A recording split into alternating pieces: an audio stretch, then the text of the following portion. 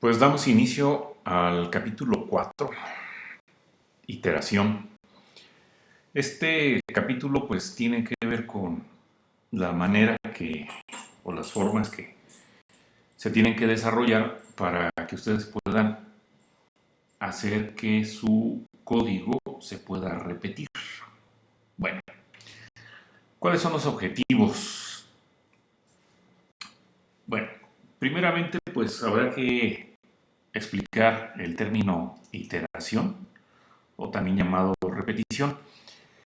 Y posteriormente, bueno, vamos a ver que hay disponibles tres estructuras de control, así como vimos que había estructuras de control para seleccionar partes de nuestro código, como fue if o if else y switch. Vamos a ver también que entonces para el caso de que se quiera repetir código o secciones de código, pues ustedes van a tener disponibles tres estructuras de control. Entonces, la que vamos a ver en este primer capítulo en esta primera plática, pláticas, va a ser el ciclo for. Y ya posteriormente, bueno, pues estaríamos, para cerrar lo que es el capítulo, pues estaríamos comentando de las otras dos, que es el ciclo while y el ciclo do while. Bueno, ya una vez que hayamos entonces visto estas tres estructuras de control, for while y do while, enseguida vamos a indicar cómo debemos de seleccionar el ciclo para alguna tarea en particular. Y también otra de las actividades o de las cosas que tenemos que revisar, pues es referente a lo que es la sentencia break. Esta sentencia break, pues como aquí se indica, pues sirve para terminar un ciclo. Generalmente uno cuando utiliza los ciclos, estas estructuras de control que había mencionado previamente, que como son for while y do while, generalmente uno controla o maneja a estas estructuras de control, ya sea mediante indicándole una cantidad de veces que quieras que se repita o mientras una condición se repita. Pero también hay forma de que se pueda, digamos, forzar la terminación de esta repetición. Y para eso, bueno, pues es el uso de la sentencia break. Y vamos a ver también otra sentencia más que puede ser usada para modificar el comportamiento del ciclo, que es la sentencia continue. Y esta lo que les va a permitir a ustedes es que se pueda omitir alguna parte del código que se está repitiendo. O en otras palabras, bueno, pues como dice aquí, saltar una iteración del ciclo, ¿no? Y vamos a ver también un uso que se les da con bastante frecuencia a lo que son los ciclos, y es para llevar a cabo este concepto que se conoce como validación de entrada. Y también pues vamos a ver cómo se pueden escribir estas rutinas de validación simple.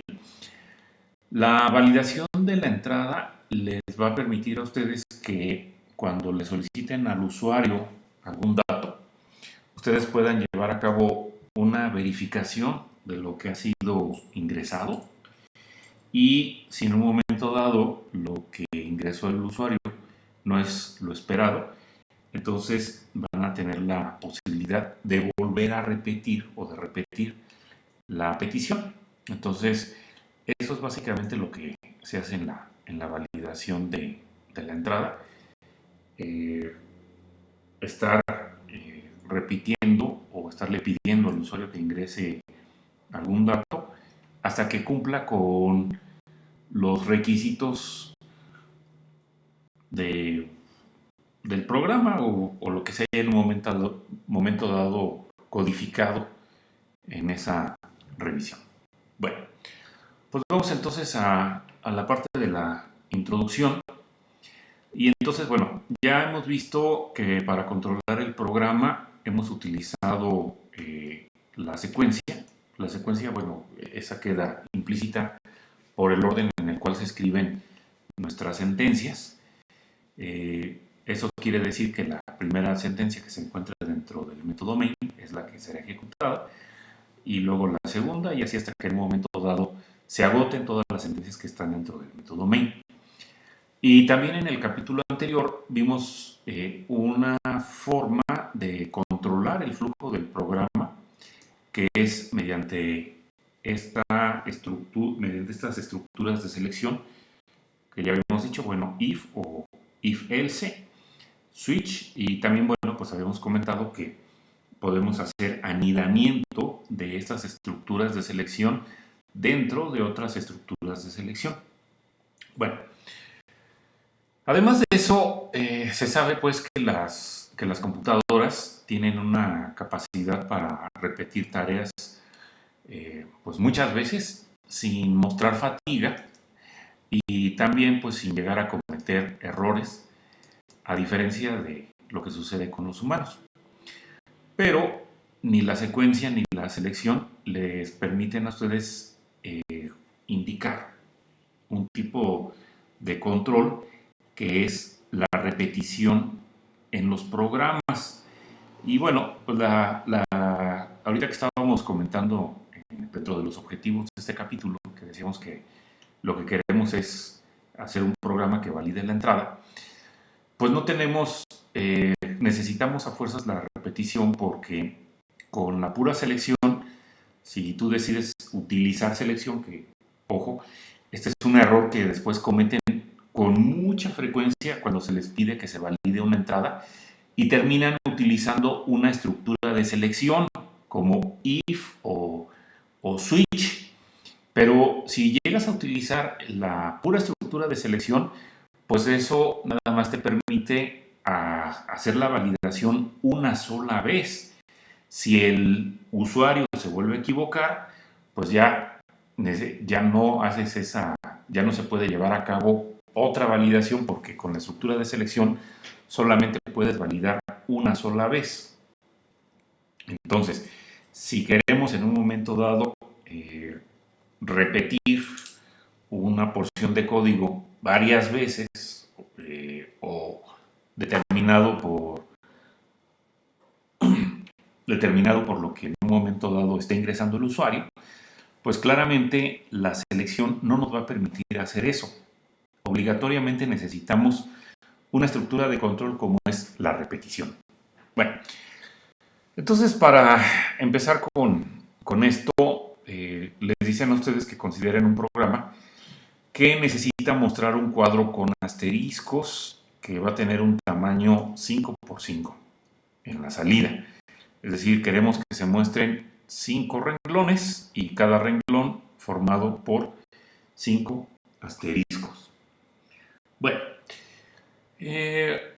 y como dice ahí, bueno, pues eso lo puedes hacer fácilmente utilizando 5 sentencias de salida, en este caso usando println, y anotándolas en secuencia, bueno, como se muestra ahí en el listado 4.1, en el programa mostrar asteriscos, o como lo tengo acá en el editor, que vemos que, bueno, la instrucción que está en la línea 3, pues se está repitiendo 4 veces más, ¿no? Entonces, cuando ustedes deciden ejecutar ese programa, el de mostrar asteriscos, Java mostrar,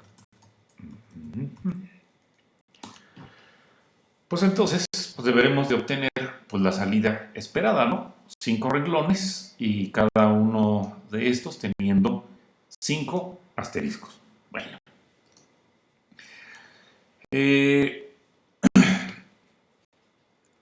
Ahora, lo que nos gustaría es que pudiéramos seguir obteniendo el mismo resultado, pero con una sola instrucción, la que se encarga de mostrar el renglón. ¿Por qué podríamos requerir eso? Bueno, porque a lo mejor ahora tu programa pudiera cambiar ligeramente y pedirte que en vez de que se muestren 5 renglones que fueran 50. Ya sé que tú podrías decir, bueno, pues yo me vengo acá a mi editor y le doy, no sé, selecciono esta línea, le doy control C y luego le doy control V para pegar ese renglón 45 veces más, ¿no? Bueno, pues con eso lo podrías hacer, pero pues eso es bastante artesanal, por darle algún nombre, por no decirlo bastante horrible, porque si no hubieran sido 50, hubieran sido 500 veces, o 5,000, o 5 millones, pues no te vas a estar toda la tarde o todo el día haciendo eso, ¿no? Te gustaría que hubiera una forma en la que se pueda repetir pues la instrucción que está mostrando al renglón, ¿no? Que es la que, bueno, aquí en este caso pues está destacada. Bueno,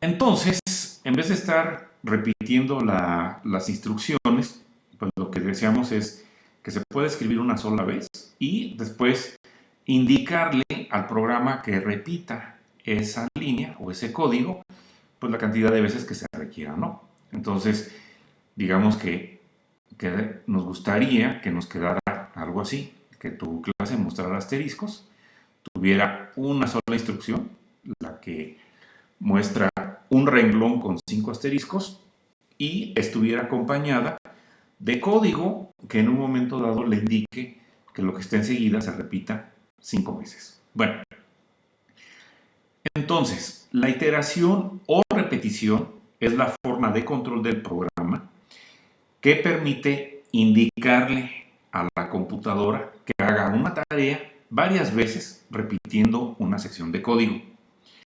Por esta razón, esta forma de control es también conocida como repetición, es decir, una iteración o repetición, o como vamos a ver más adelante, ciclo o bucle, es una estructura de programación que se utiliza para controlar una repetición de código. Y entonces se dice que esta estructura, el ciclo, generalmente cuando nos hagamos referencia a esta estructura de repetición, le vamos a denominar ciclo o bucle. Entonces se dice que este ciclo va a iterar una cierta cantidad de veces.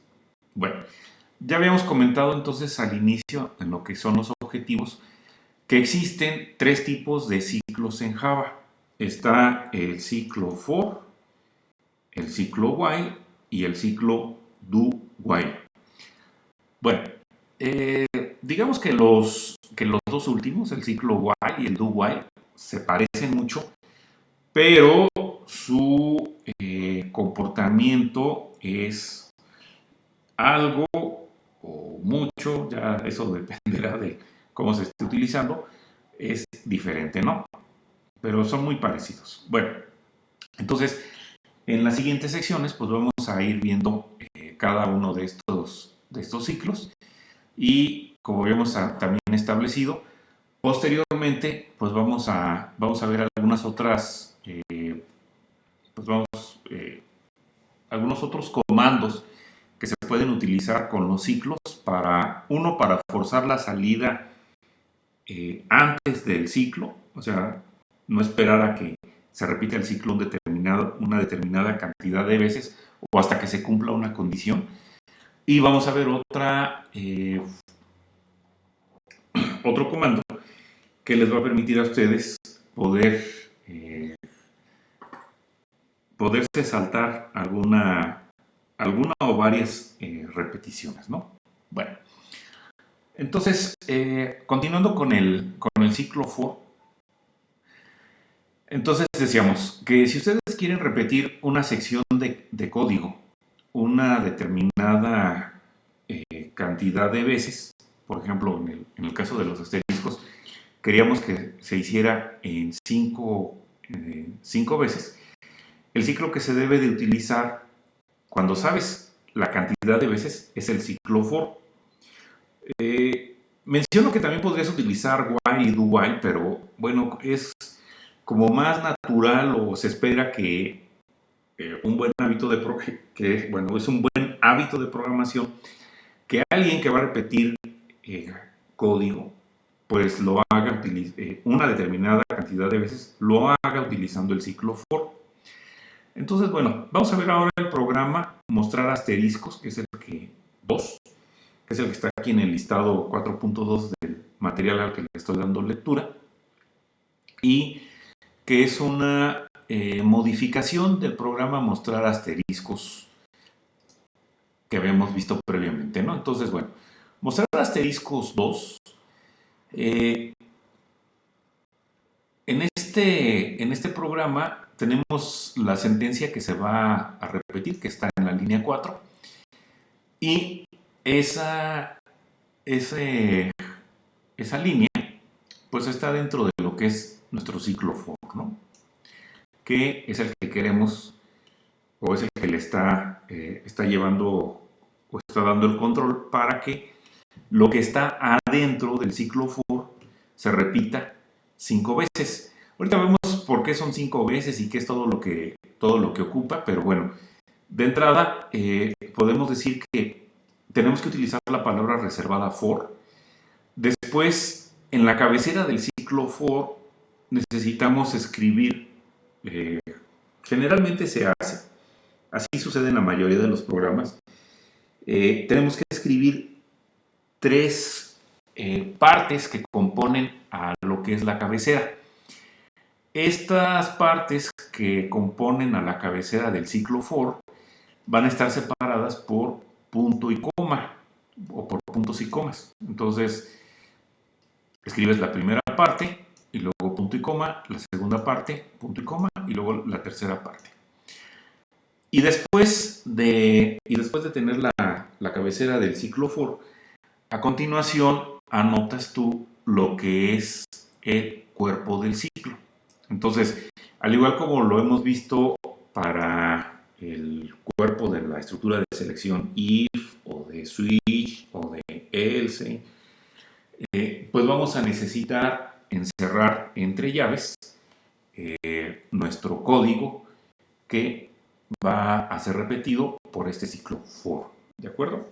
Bueno, pues vamos entrando entonces a detalle. Bueno, ya decíamos, la cabecera del ciclo for va a estar formada por 3 partes o componentes y estas están separadas por puntos y comas, ¿verdad? Estas partes están relacionadas con un contador. Un contador no es otra cosa más que otra variable. Esta, bueno, aquí dice que usualmente es un entero y generalmente, bueno, esperamos que sea un entero. Puedes utilizar también un número real, pero créeme, se vería bastante raro. Y si alguien termina ahí usando un número real, pues como que no tendría mucha idea de cómo está funcionando el ciclo for. Entonces, bueno, como para que no nos veamos así de mal, por favor utilicen un entero.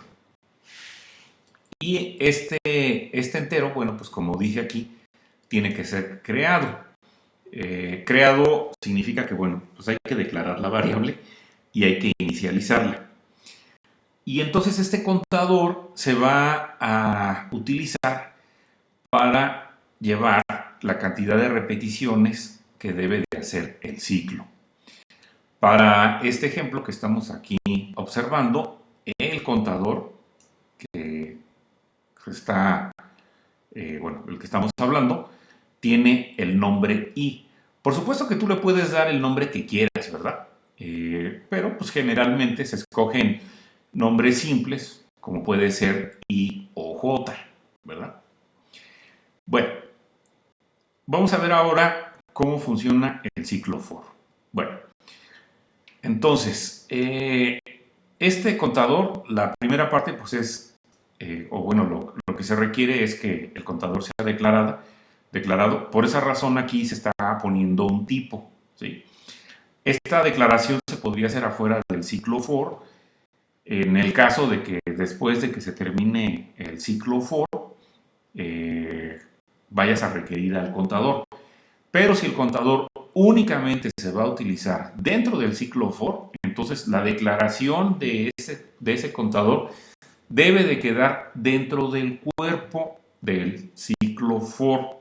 Bueno, entonces, ahí está su declaración y enseguida está su inicialización. Es decir, se le está asignando el valor inicial. ¿Qué valor inicial se le está poniendo a este contador?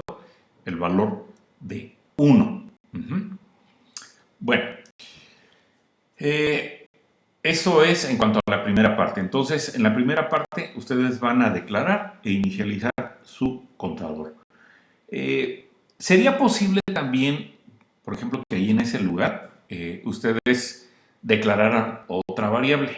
Todo lo que tendrías que hacerse es separarla mediante una coma, así como si estuvieras declarando cualquier otra, un grupo de variables que son del mismo tipo. O sea, harías algo como ponerle coma y luego, estoy ahorita acá en el editor, en la línea 3, modificando, y pusieras después que a J, por ejemplo, la vas a inicializar con el valor de 100. ¿Sí? Entonces, de esa manera se podrían inicializar varias variables en el cuerpo del ciclo. Si se llega a ocupar, se hace. Si no, se procura mantener la cabecera del ciclo lo más simple posible, ¿no? Como sería el caso que está ahí. Bueno, en la segunda parte de la cabecera, es decir, después del primer punto y coma, entonces tenemos lo que es la prueba. Ya hemos visto pruebas, por ejemplo, para la estructura de selección if. Decíamos que ahí pues tenemos que poner una expresión booleana, y para usar una expresión booleana pues utilizas un operador booleano. Vimos 6 operadores booleanos, espero que todavía los recuerdes. Dijimos que era igual, diferente, menor que, mayor que, menor que o igual a, o mayor que o igual a. Bueno, ahí dije ya los 6. Y decíamos que estas pruebas te deben de devolver un valor booleano.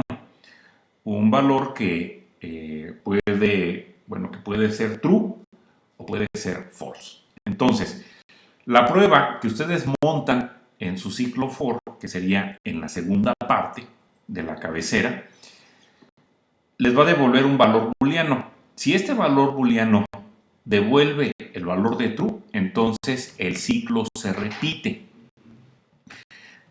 Cuando la prueba devuelve un valor de false, entonces el ciclo termina. Es decir, el ciclo ya no se ejecuta más.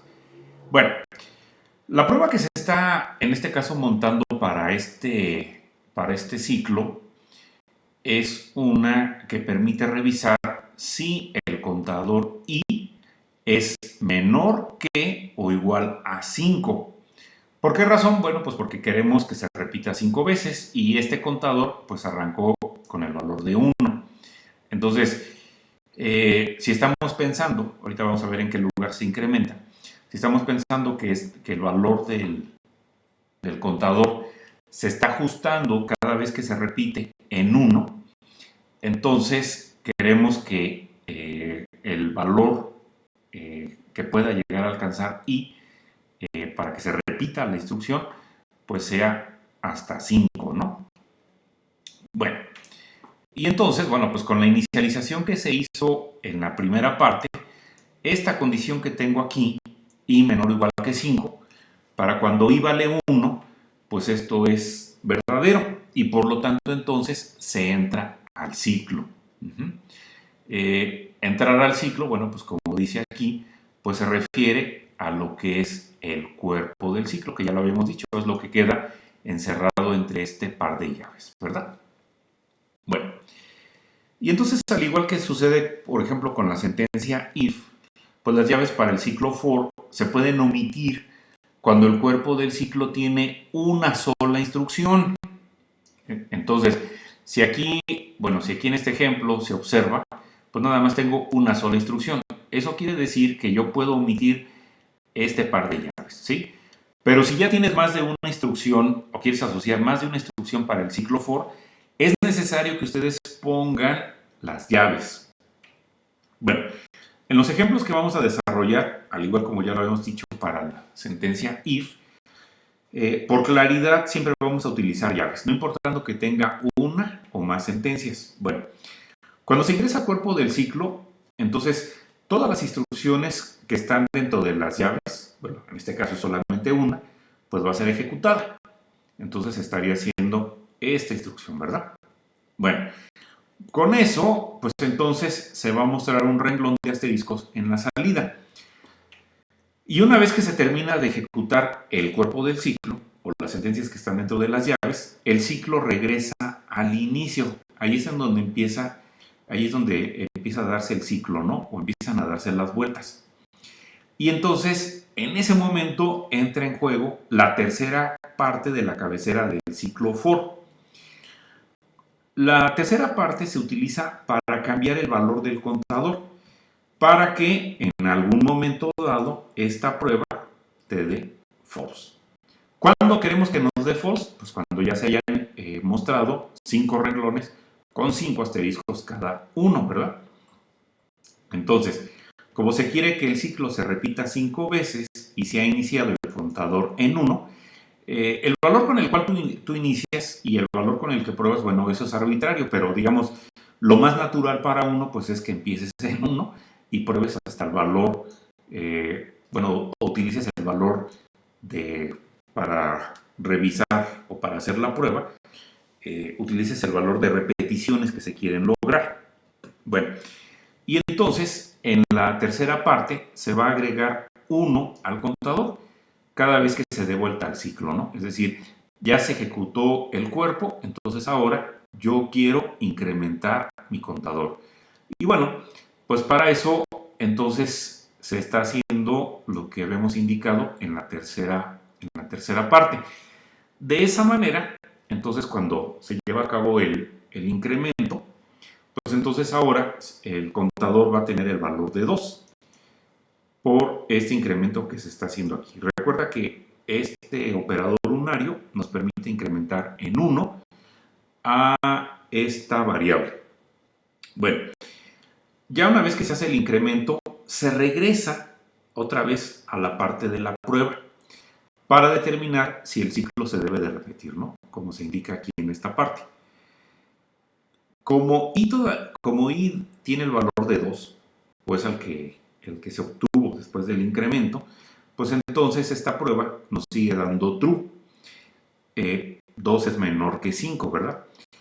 Y como la prueba es true, pues entonces se vuelve a ingresar otra vez al cuerpo del ciclo y entonces otro renglón de asteriscos es impreso.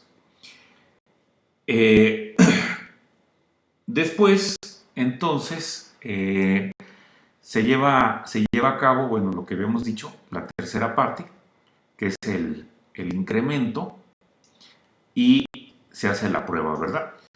Si la prueba te sigue dando verdadero, pues ya sabemos qué es lo que va a pasar.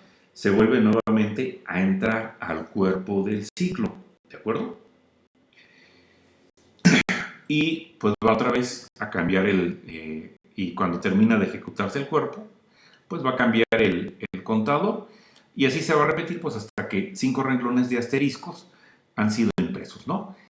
Y entonces, cuando ya se han impresos 5 renglones, la última vez que se incrementa el contador, ¿qué valor va a tomar? Pues va a tomar el valor de 6, ¿sí? Porque cuando imprime el quinto renglón, el valor del contador tiene el valor de 5. Y entonces, cuando se regresa, una vez que se hace el incremento, se regresa a revisar la prueba, en ese momento esta prueba nos estaría dando falso, ¿verdad? Y por lo tanto, cuando esta prueba da falso, pues ya no se ejecuta el cuerpo del ciclo, ¿verdad? Y con eso, pues entonces se estaría terminando la prueba, ¿verdad? Y de esta manera, pues el ciclo se detiene. Y entonces, ¿qué significa que se detenga? Bueno, pues que las instrucciones que están dentro del ciclo for, pues van a ser brincadas o saltadas. Y el programa, pues va a continuar en la siguiente sentencia que está después del ciclo for. Para el ejemplo que tenemos nosotros, pues no hay otra sentencia después del ciclo for. Por lo tanto, pues ya se termina el método main y se termina el programa, ¿no? Bueno, entonces, bueno, antes de ver cuál es el formato general para el ciclo for, pues vamos a ejecutar este programa, ¿no? Entonces, yo ejecuto este programa. ¿Le hice algún cambio? Ah, sí. Bueno, pero lo dejé después como estaba, ¿no? Entonces, este programa ahora se llama Java mostrar asteriscos 2. ¿Sí? Le doy Enter. Y obtengo el mismo resultado que hace un momento con mostrar asteriscos, ¿verdad? La misma. Bueno, simplemente para ver que efectivamente el valor del contador, es decir, de la variable i, se está modificando. Después de que se imprima, o bueno, si quieren, antes de que se impriman los asteriscos, voy a poner una sentencia de salida. Una sentencia de salida para mostrar el valor que tiene el contador i. Entonces aquí voy a usar el print. Entonces le voy a decir muéstrame lo que tiene i y le voy a concatenar un espacio para que no me aparezca bueno, el valor de i pegado con los asteriscos de esa manera. Y no olvidar que bueno, pues necesitamos poner el punto y coma al final de esta sentencia, ¿verdad? Entonces pongo punto y coma. Voy a guardar el código ahora y entonces ahora voy a compilar. Yo estaba ejecutando ese momento los programas porque ya los tenía compilados, ¿verdad? Pues para no estar haciendo aquí el uso del espérate a que termine de compilar. Bueno, aquí en este caso, como hice una modificación, sí requiero hacer esta compilación nuevamente. Bueno, entonces ahí se está compilando. Y entonces, lo que yo estoy haciendo, bueno, o lo que hice con la sentencia que está en la línea 4, pues es mostrar el valor de i y un espacio, ¿no? La idea de mostrarlo es para que ustedes vean que efectivamente nuestro contador va a ir cambiando. Entonces, cuando yo ejecute este programa, mostrar asteriscos 2 nuevamente, bueno, pues deberemos de observar que además de los asteriscos, pues aparece el valor que tiene el contador i, iniciando en 1 y concluyendo en 5, ¿verdad? Ahí lo tenemos. Bueno, déjenme regresar este código como se encontraba hace un momento para no ir después a cometer un error. Y bueno, ahí está. Bueno, decíamos que ya entonces con ese ejemplo, la sintaxis para el ciclo for o el formato general, pues es la que se muestra ahí enseguida. Y decíamos, bueno, está nuestro ciclo for y la cabecera, bueno, pues queda encerrada entre paréntesis y va a constar de 3 partes. La primera parte sirve para iniciar lo que es el contador. La siguiente parte, separada por el punto y coma, sirve para hacer la prueba con el contador. La tercera parte sirve para cambiar el contador. Recuerda que la tercera parte se hace después de que se pudieron, de que se ejecutaron las instrucciones que van a ser repetidas. Y para que se ejecuten las instrucciones que van a ser repetidas, recuerda que la prueba con el contador debió darte true o verdadero. Bueno, como dice aquí, pues hay que tener cuidado de que el contador del ciclo y la prueba logren el resultado esperado, ¿no? Yo aquí lo que les sugiero en ocasiones es que cuando ustedes van a trabajar con un ciclo for, puedes pensar que este ciclo for va a ir de un extremo a otro extremo. Entonces, en la parte de la inicialización pones el valor de un extremo y en la parte de la prueba la haces utilizando el valor del otro extremo, ¿sí? Y en la tercera parte de la cabecera del ciclo for, debes de poner código que en un momento dado te permita ir modificando el valor del contador hacia el valor de la prueba. Entonces aquí, por ejemplo, un extremo pues fue 1, que es con el que estamos inicializando, y el valor con el que se está haciendo la prueba pues es en este caso 5. Entonces, en la tercera parte del cuerpo del ciclo for, yo quiero escribir algo que me permita llevar a ese contador hacia el valor del otro extremo o el valor de la prueba, ¿de acuerdo? Bueno, y para hacernos aquí hincapié de eso, bueno, nos piden que veamos o que consideremos algunos casos que podrían darnos algún problema. Mira, aquí en este ciclo for podemos observar que, bueno, efectivamente, bueno, se declara una variable, que en este caso, igual que en nuestro ejemplo previo, pues es i, ¿verdad? Y después, bueno, sí se está anotando el valor al cual se quiere llegar, que en este caso es 10. Y sí se le está aquí indicando o se está poniendo el incremento, o bueno, el código, de tal manera que está incrementando i para que eventualmente llegue a 10. ¿Cuál es el detalle con esta prueba? Bueno, si se fijan, aquí la prueba dice que i deberá de ser mayor o igual que 10. Entonces, si ustedes arrancan el contador en 1, entonces 1 no es mayor o igual que 10.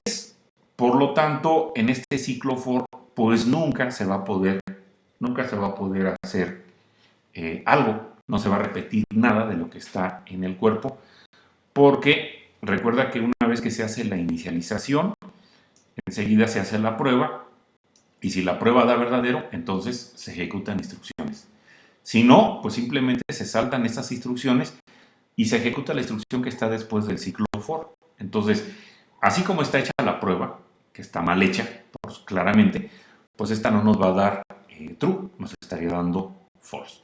Y entonces, como se comenta acá, pues el ciclo no se repite y pues va a ser saltado, ¿no? Entonces, ve qué